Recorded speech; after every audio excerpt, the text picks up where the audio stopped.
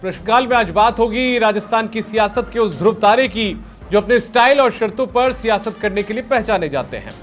जरूरत पड़ने पर वो पार्टी लाइन से ऊपर भी उठ जाते हैं, तो आरक्षण के भीतर आरक्षण की व्यवस्था पर सुप्रीम कोर्ट के फैसले का स्वागत भी कर लेते हैं। जनता के बीच यदि कोई ऐलान कर देते हैं तो उसे निभाते भी हैं, फिर चाहे कैबिनेट मंत्री पद से इस्तीफा ही क्यों ना देना पड़ जाए। हम बात कर रहे हैं बीजेपी के वरिष्ठ नेता किरोड़ीलाल मीणा की, जिनके कैबिनेट मंत्री पद से इस्तीफा देने के बाद चल रही सियासी अटकलों पर अब विराम लग चुका है। और ये विराम लगा है खुद राजस्थान बीजेपी के मुखिया मदन राठौड़ ने।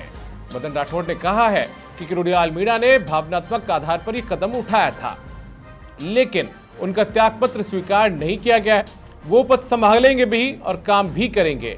ऐसे में बड़ा सवाल यही है कि क्या बीजेपी भी किरोड़ीलाल मीणा की जरूरत को अच्छे से जानती और पहचानती है। हमारे खास मेहमानों के साथ चर्चा की शुरुआत करें उससे पहले आपको सुनवाते हैं कि आखिर मदन राठौड़ ने क्या कुछ आज मीडिया से बातचीत के दौरान कहा है। देखिए, बिल्कुल वो संभालेंगे, वो काम करेंगे।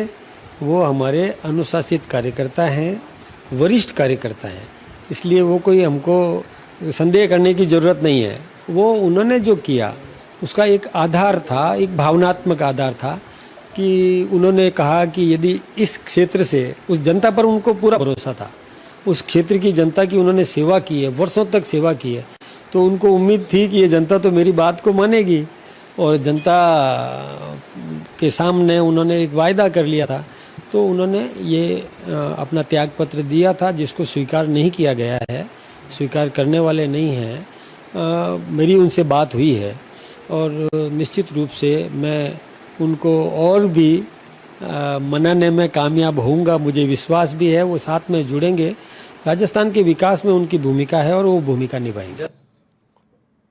तो मैं उन्हें मनाने में कामयाब हो जाऊंगा, मुझे पूरी उम्मीद है, ये कहना है बीजेपी के प्रदेश अध्यक्ष मदन राठौड़ का। और इस चर्चा की शुरुआत करें, हमारे खास मेहमानों के पास चलते हैं, उनका तारुफ आपसे करवा देते हैं। हमारे साथ में जुड़ चुके हैं यशवर्धन सिंह जी, जो कि कांग्रेस पार्टी के प्रवक्ता है। बहुत स्वागत है आपका यशवर्धन सिंह जी। हमारे साथ जुड़ चुके हैं अटल खंडेलवाल जी, जो कि बीजेपी के प्रवक्ता है। आपका भी बहुत स्वागत है। साथ में राधेश्याम भारती जी, आपका भी बहुत स्वागत। आप राजस्थान के वरिष्ठ पत्रकार हैं।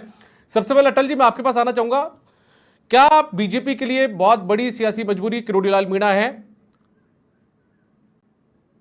देखिए, जैसा कि हमारे प्रदेश अध्यक्ष जी ने कहा कि वरिष्ठ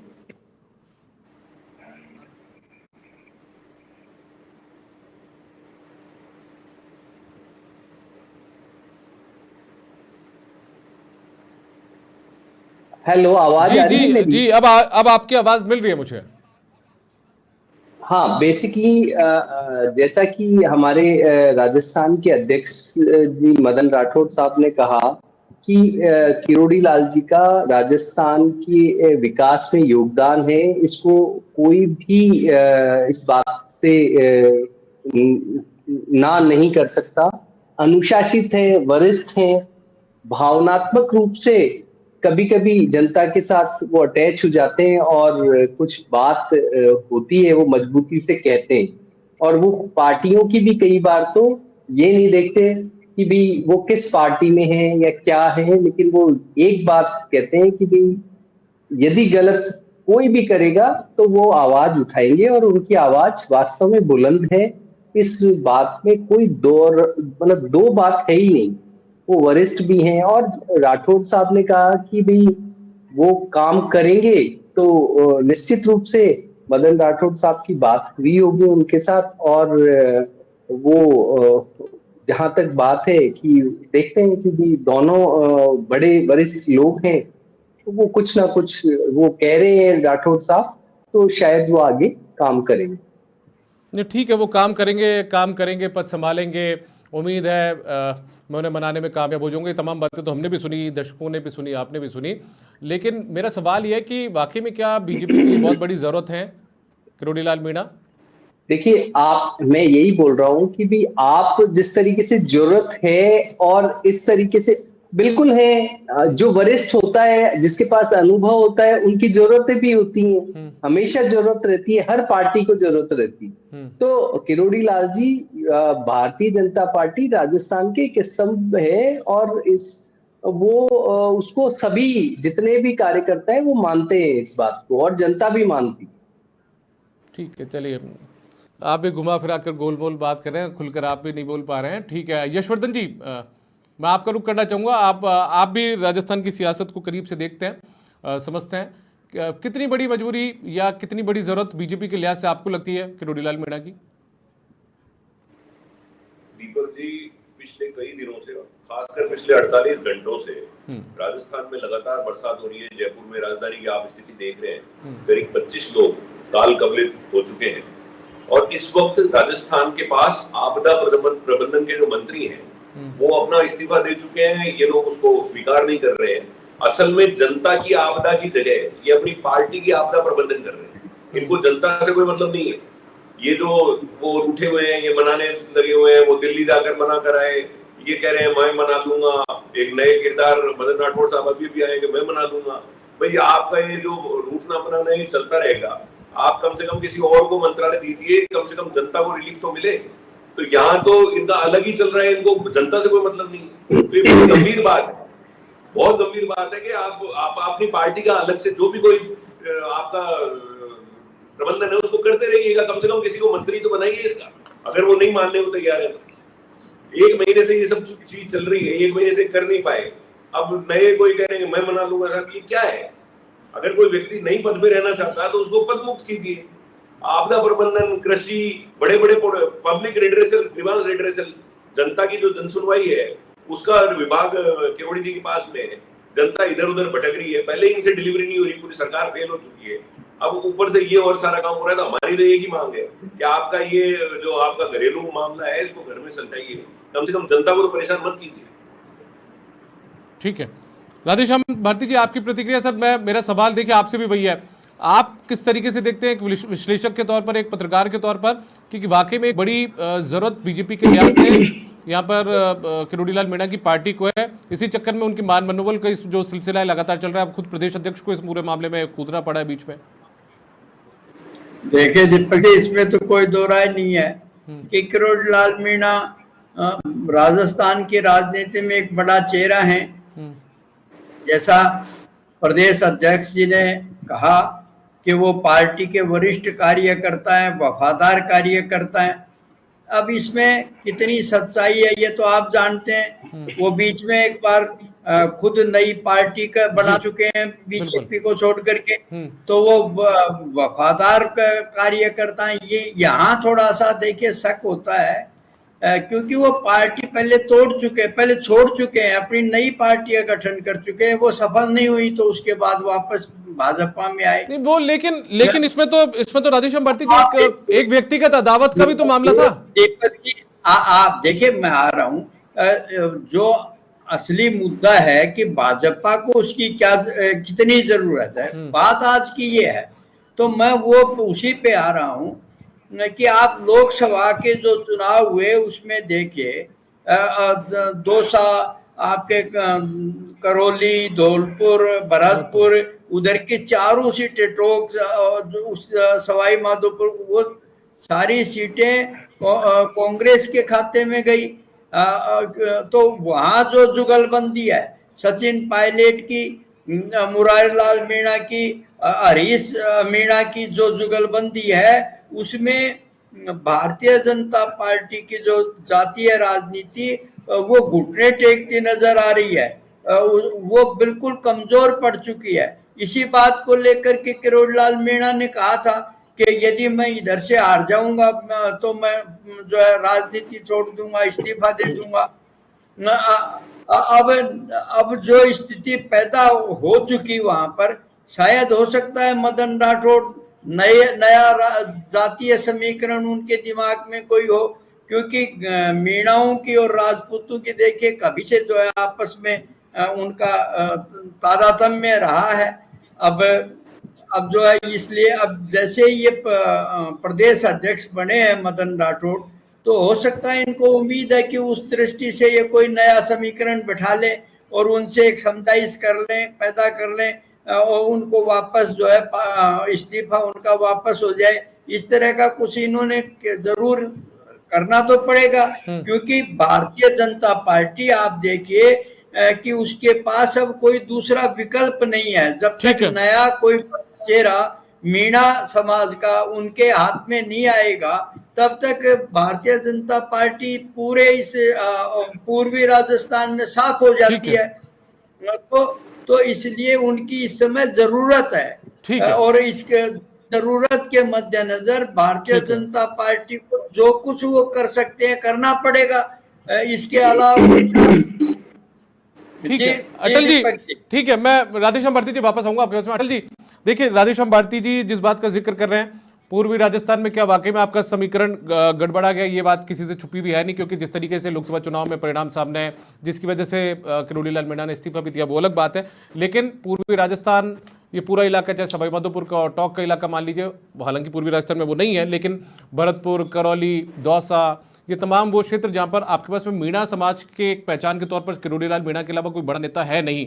इसके अलावा आप लोगों ने 2008 का चुनाव भी देखा हुआ है। 2008 के चुनाव के अंदर जिस तरीके से वसुंधरा राजे से उनकी अदावत हुई, पार्टी को उन्होंने छोड़ दिया, बहुत कम मार्जिन से आप लोग 2008 का चुनाव हार गए थे। और यदि बहुत थोड़ा बेहतर प्रदर्शन यदि पार्टी कर पाती, किरोड़ी लाल मीणा होते, पूर्वी राजस्थान में बेहतर प्रदर्शन हो पाता, तो शायद आप अच्छी स्थिति में आ जाते, चुनाव वापस जीत भी सकते थे, ऐसी राजनीतिक विश्लेषक कहते हैं। तो क्या वही एक बड़ी जरूरत है किरोड़ी लाल मीणा के तौर पर आपके लिए?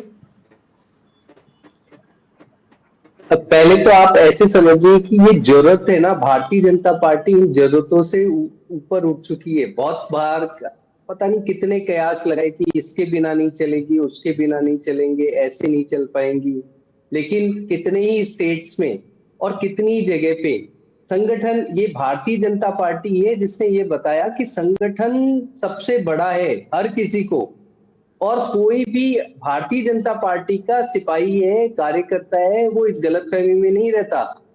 ये जरूर है कि भी ये हम सभी मानते हैं कि किरोड़ी लाल मीणा जी हैं, वो हमारे वरिष्ठ कार्यकर्ता हैं और उनका जनता के साथ जुड़ाव बहुत अच्छा है।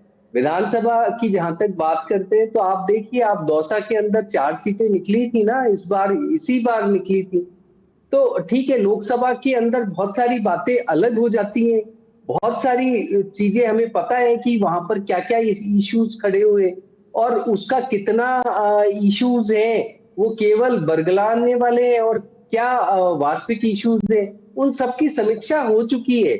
और जहां तक देखिए, कोई व्यक्ति अगर भावनात्मक रूप से जिसने इस्तीफा दे रखा हो और जो कर्मठ हो, समाज सेवी हो, तो हमारी एक तरीके से हमारी ये भारतीय जनता पार्टी की निष्ठा भी बनती है और कि भी हम जितना हो सके उन्हें समझा पाए, क्योंकि एक अनुभवी व्यक्ति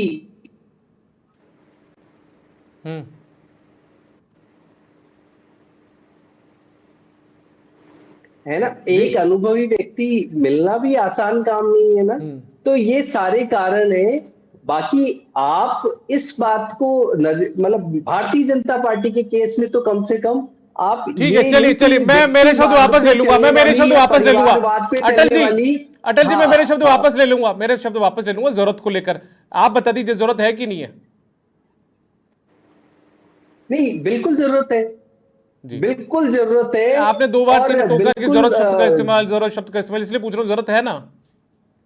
मैंने जब पत्रकारिता शुरू की थी 2008 में, तब जब सुनिए सर, मैंने जब पत्रकारिता शुरू की थी 2008 में, तब मैंने जब परिणाम देखा, बहुत कम मार्जिन से आप लोग चुनाव हारे थे और ये कयास भी लगाए जा रहे थे कि पूर्वी राजस्थान में आप लोग बेहतर प्रदर्शन कर लेते तो शायद सरकार वापस रिपीट हो जाती। फिर उसके बाद में 2013 में एनपीपी में वो चले गए, उन्होंने बहुत अच्छा प्रदर्शन कर लिया, अपने एमएलए जिता कर ले आए थे वो। सर ये है ना कि हारने के बाद ये होता तो ये ऐसा हो जाता, वो होता तो वैसा हो जाता, तो इनकी कोई जगह होती नहीं है। आप ढंग से समीक्षा करो और समीक्षा करके अगली बार उसके लिए मेहनत करें, मेरा तो ये मानना है। तो अब जहां तक भारतीय जनता पार्टी की बात है, तो हम लोगों ने अभी समीक्षा की और अब हम पूरी तरीके से जागृत अवस्था में हैं कि अभी जो उपचुनाव होंगे उसमें हम बेहतर प्रदर्शन करेंगे, उसका इससे कोई लेना देना नहीं। अब यशवर्धन साहब जी की भी एक बात का मैं जवाब देना चाहूंगा। इनका कहना है कि आपदा, इनके पास आपदा विभाग है और कृषि विभाग है, लेकिन मैं ये बताना चाहूंगा कि ये परंपराएं यशवर्धन साहब आपके यहाँ से भी थी। बहुत टाइम आपकी सरकार पूरी की पूरी एक रिजॉर्ट में रही, बहुत समय तक, एक लंबे टाइम तक, अगर काउंट करें तो वो 3 महीने से ज्यादा थी। और उसके बाद एक और घटना हुई थी 25 सितंबर वाली, जब बहुत सारे विधायकों ने इस्तीफा दे दिया था और मंत्रियों ने, और उसके बाद उनका इस्तीफा एक्सेप्ट नहीं हुआ था एक लंबे समय तक। तो ये चीजें आप वो क्या भूलने की प्रक्रिया भले हो सकती है, लेकिन ये कभी कभी चलता है। जहां तक आपदा का बात है, तो इस वक्त जो आपदा आई हुई है उसके लिए समीक्षा बैठक भी ली जा रही है। प्रशासन को स्पष्ट रूप से कहा है कि आप सतर्क रहिए, अलर्ट मोड में रहिए। प्रभारी सचिव है, उनको डिस्ट्रिक्टों में जाने के लिए कहा है। माननीय मुख्यमंत्री जी ट्वीट कर रहे हैं, लोगों से और सावधान जिस समय हम चर्चा कर रहे हैं, जिस समय हम किरोड़ी लाल मीणा की चर्चा कर रहे हैं, उस समय मुख्यमंत्री फील्ड में भी और जयपुर की सड़कों पर उतरे हुए, ये और अपडेट मैं आपको बता दूं, है ना। तो इसमें आपदा प्रबंधन केवल एक मंत्री का हो जाना कोई विशेष वो नहीं रखता।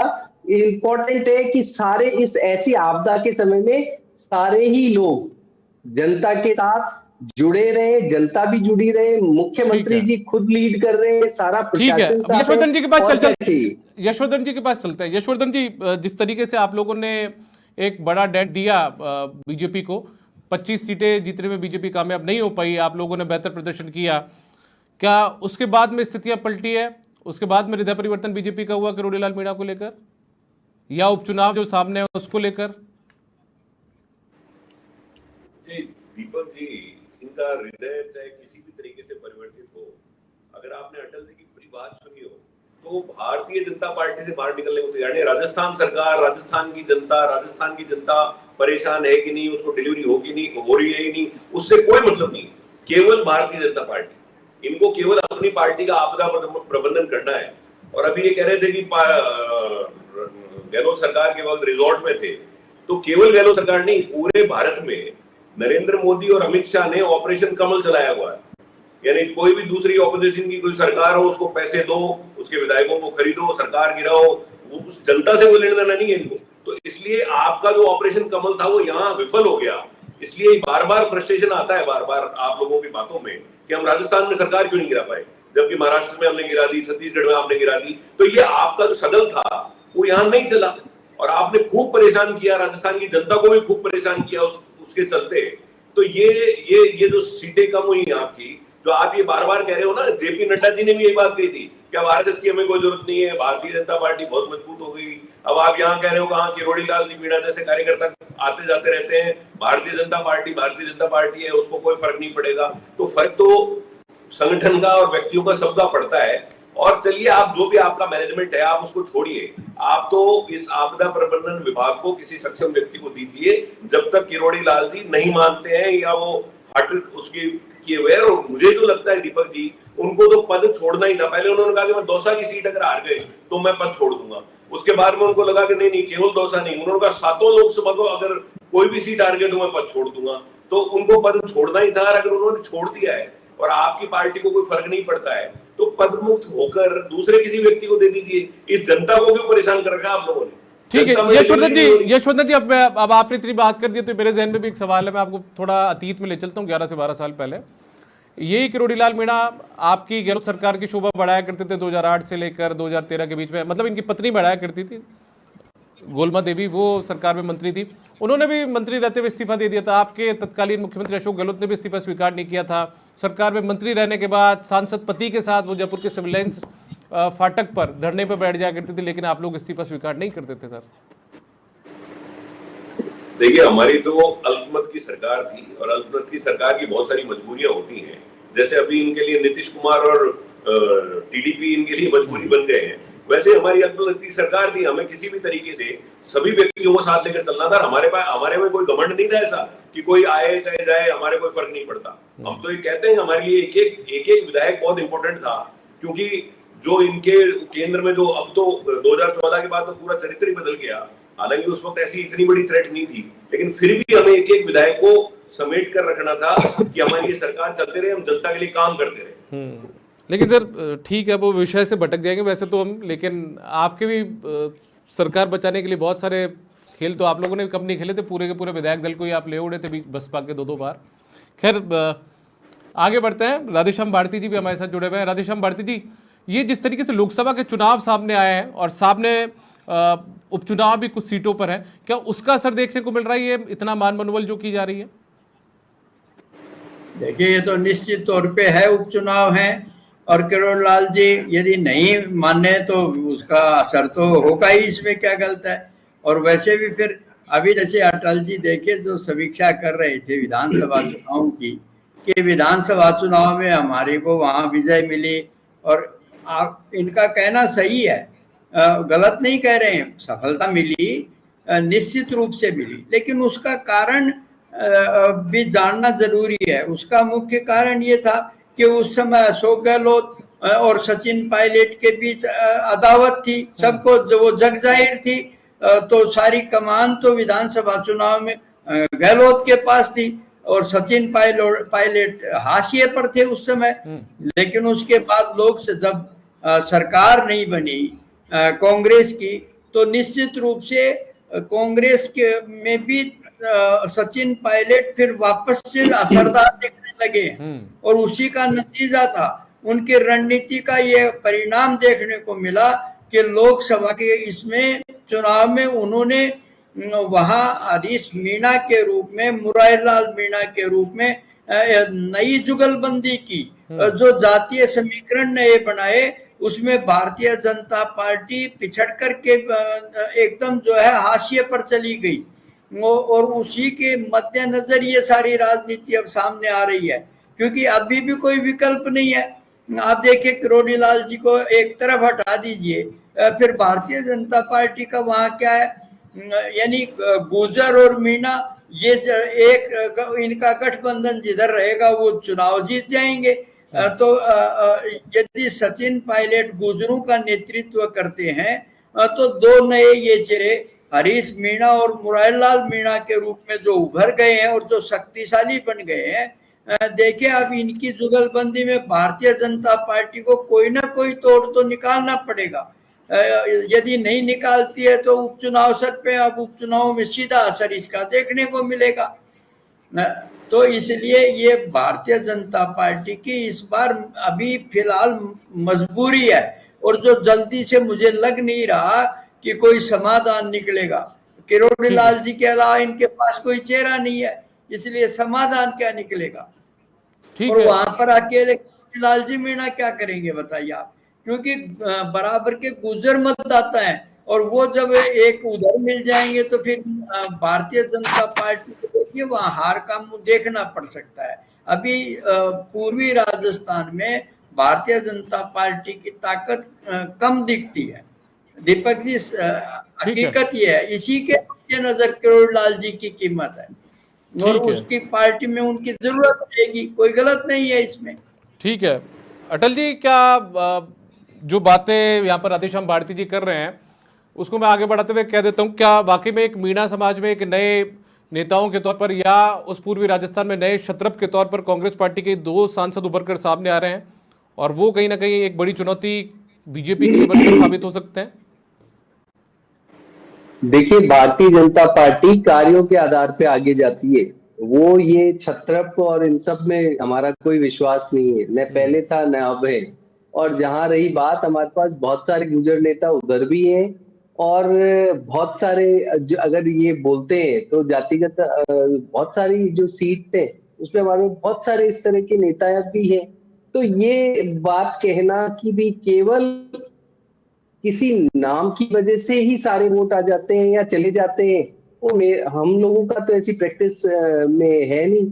ये जरूर है कि भी आप काम बढ़िया करो, आप काम बढ़िया करोगे, आपकी जो चीजें अगर आप निकल कर आई, प्रशासनिक रूप से आपने जनता को बहुत अच्छा आधार दिया, तो निश्चित रूप से भारतीय जनता पार्टी अच्छा प्रदर्शन करती है। और बहुत ऐसा देखा गया है कि मैं तो देख रहा हूँ लोकसभा में आप बार बार कह रहे हैं कि भी 25 की 25 नहीं जीती, 25 की नहीं जीती, तो 14 तो हमने जीती ना। 25 में से 14 जीतना भी ऐसा नहीं कि कोई कम। अटल जी देखिए, ये सवाल तो अटल जी देखिए, ये सवाल तो सर अटल जी ये सवाल तो सिर्फ इसलिए पूछा जा रहा है कि अटल जी ये सवाल तो सिर्फ इसलिए पूछा जा रहा है, एक तरफ तो एक बच्चा जो है 95% मार्क्स लेकर पास होता है हर साल, और अचानक से उसके जो परसेंटेज है वो डाउन हो जाती है, नीचे गिर जाती है, तो पूछना तो पड़ता है सर ये। सर ऐसा भी देखा होगा कि वही बच्चा बाद में फिर मैरिज में आ जाता है, और वही आता है क्योंकि उसे पता होता है गलतियां कहाँ हुई या कहाँ क्या हुआ, है ना। ये जो अचानक से कुछ कुछ कर बैठते हैं ना, उनका तो एक तरीके से वो तुकबंदी चल जाती है। जैसी तुकबंदी इन्होंने 8-8 हजार रुपए और लाख लाख रुपए हर व्यक्ति को, मतदाता को देंगे, महिलाओं को देंगे, इस तरह की तुकबंदियां इन्होंने की। और जैसा जातिवाद का कार्ड ये खेलते आए हैं, धर्मवाद का, जैसे बहुत समय से आप देखो तो गरीबी के भी बहुत सारे इश्यूज। ये लोग जातिवाद का कार्ड खेलते हैं और यह लोग आप पर आरोप लगाते हैं कि आप धर्म का कार्ड खेलते हैं। ठीक है यशवर्धन जी, जाति का कार्ड खेलकर कामयाब हुए हैं आप लोग? जी बिल्कुल नहीं। हमारे सारे जो मुद्दे थे, जिन मुद्दों पर हमने चुनाव लड़ा, मैं पहले भी सारी टीवी डिबेट्स में लोकसभा चुनाव से पहले जाता था, मैं ये कहता था कि शेखावाटी क्षेत्र में अग्निवीर बड़ा मुद्दा बनेगा, और वही हुआ। युवाओं ने पूरी तरह रिजेक्ट कर दिया इनके अग्निवीर स्कीम को। वैसे ही हर एक एरिया में जहां जहां जो चुनाव हुए, मैंने उस वक्त भी कहा था कि 20% नेशनल मुद्दे होंगे और 80% लोकल मुद्दों पर चुनाव लड़ा जाएगा। हमारा जो मैनिफेस्टो था वो इतने लोगों ने पढ़ा, उसका बड़ा कारण क्या हुआ कि प्रधानमंत्री नरेंद्र मोदी जी ने शुद्ध झूठ बोला हमारे मैनिफेस्टो के बारे में, तो 1 करोड़ लोगों ने उसको डाउनलोड करके पढ़ा। उसमें जो झूठ इन्होंने बोली वैसी कोई बात ही नहीं थी उसमें। कहीं कोई धर्म का नाम नहीं था, कहीं कोई मंगलसूत्र छीन लेंगे, इतना निम्न स्तर का प्रचार किया, बहन छीन लेंगे, पता नहीं क्या क्या, तो मजाक का विषय बन गए लोग। इनके मैनिफेस्टो के बारे में कहीं कोई चर्चा ही नहीं थी। तो कांग्रेस का जो मैनिफेस्टो था उसको लोगों ने पढ़ा, उसके आधार पर वोट पड़े। ठीक है राधेश्याम जी, आपकी आखिरी प्रतिक्रिया सर संक्षिप्त में। देखिए, चाहे अटल जी ये कहें कि काम के आधार पर भारतीय जनता पार्टी और जो है वो चुनाव में उतरती है या राजनीति करती है, तो निश्चित रूप से देखें, लोकतंत्र को मजबूत बनाने के लिए होना तो ऐसा ही चाहिए, मगर व्यवहार में जब देखते हैं तो कहीं ना कहीं जो है हमें वही जातीयता की राजनीति, वही क्षेत्रीयता की राजनीति देखने को मिल जाती है। अब अटल वही चेहरे की राजनीति भी सर, वही चेहरे की राजनीति भी। अचानक सीपी जोशी को जो है प्रदेश अध्यक्ष बनाने की फिर क्या जरूरत थी? मुख्यमंत्री भी फिर वही शर्मा बने, तो उसका रिजल्ट लोकसभा में फिर एक लास्ट में आपकी, मैं अटल जी सिर्फ बहुत 10 सेकंड में प्रतिक्रिया जानना चाहूंगा, कब वापस से पद संभाल रहे सचिवालय पहुंचकर किरोड़ीलाल मीणा? देखिए, ये तो उच्च स्तर पे, जैसा कि आपने हमारे मदन राठौड़ साहब जो प्रदेश अध्यक्ष हैं उन्होंने कहा, तो वो आप उनसे बात कर सकते हैं। उसके लिए मैं ये इस बात का अधिकृत जवाब नहीं दे सकता, लेकिन अधिकृत नहीं हूँ 100%। और रही बात ये कि अभी आपदा का समय, सभी लोग साथ दें, ना कि राजनीतिक रूप से जनता, क्योंकि राजनीति करने से जनता का तो कुछ भला होने वाला नहीं है। अभी जब मुख्यमंत्री, ठीक है, बहुत शुक्रिया आपका अटल खंडेलवाल जी, यशवर्धन सिंह जी और राधेश्याम भारती जी, आप तीनों हमारे साथ जुड़े, इस चर्चा में हिस्सा लिया, आप तीनों का बहुत शुक्रिया। तो कुल मिलाकर भले ही बीजेपी के नेता कुछ भी कहें, लेकिन इस बात से इनकार नहीं किया जा सकता कि किरोड़ीलाल मीणा एक ऐसे नेता है बीजेपी के, या ऐसे एक क्षत्रप हैं जो बीजेपी के लिए बहुत बड़ी जरूरत है, चाहे वो पूर्वी राजस्थान में हो या फिर राजस्थान के कुछ दूसरे हिस्सों में हो। एक आदिवासी नेता के बतौर उनकी पहचान मानी जाती थी, लेकिन उससे भी वो आगे निकल चुके हैं। मीणा समाज के नेता के तौर पर ही उनकी पहचान नहीं है, बल्कि अब 36 कौम के नेता के तौर पर भी उनकी पहचान है। और अमूमन जो इस तरीके से वो सियासत करते हैं, उनकी अपनी अलग स्टाइल भी है और वो बीजेपी के लिए जरूरत भी है। फिलहाल प्रश्नकाल में इतना ही, इजाजत दीजिए, नमस्कार।